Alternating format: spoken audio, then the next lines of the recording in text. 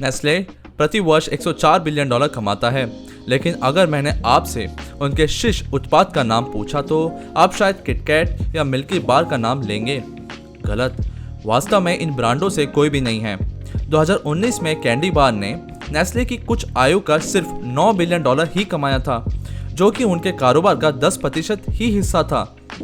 पर असली विजेता तो कॉफी है।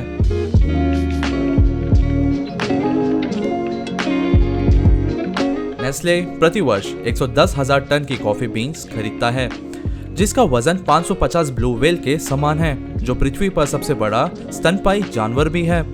2019 की उनकी पहल का हिस्सा था स्टारबक्स के साथ काम करना। नेस्ले की वेबसाइट का कुछ यह कहना था, हमारे स्टारबक्स के पोर्टफोलियो का सफल होना नेस्ले के इतिहास में अभूतपूर्व है। 12 महीनों से भी कम समय में 3 नए प्लेटफॉर्मों पर 29 नए उत्पादों को विकसित किया गया है और 40 से अधिक बाजारों में उतारा गया है। इन प्रयासों से 2019 में मुनाफे में $300 मिलियन की वृद्धि हुई है और अकेले इस रणनीति से कंपनी ने $326 मिलियन भी कमाए हैं। और एक तरफ से उनके पाउडर और लिक्विड की श्रेणी से उनके पूरे पोर्टफोलियो का 25% बनता है, जो कि प्रति वर्ष $25.2 बिलियन बनाते हैं। इसमें नेस्कैफे, नेस्प्रेसो और स्टारबक्स जैसे प्रतिष्ठित कॉफी ब्रांड शामिल हैं। इसमें दुनिया की सबसे लोकप्रिय चॉकलेट ड्रिंक मेलो भी शामिल है।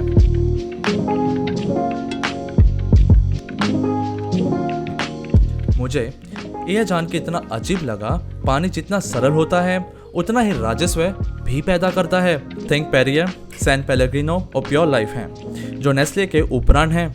मानो या ना मानो, नेस्ले पानी के अधिकतम व्यक्तिगत ब्रांडों का मालिक है।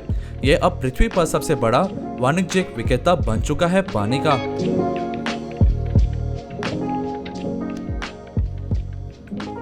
हेनरी नेस्ले द्वारा 1867 में बनने के बाद इन्होंने 1930 में कॉफी बेचनी पहली बार शुरू की थी।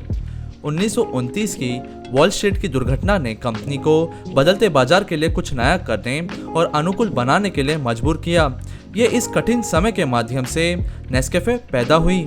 जैसे जैसे कंपनी बढ़ी, उसने अपने परिचालन और स्वामित्व वाले ब्रांडों का लगातार विस्तार किया और प्रतिस्पर्धा को हराने के लिए नवाचार पर ध्यान केंद्रित किया।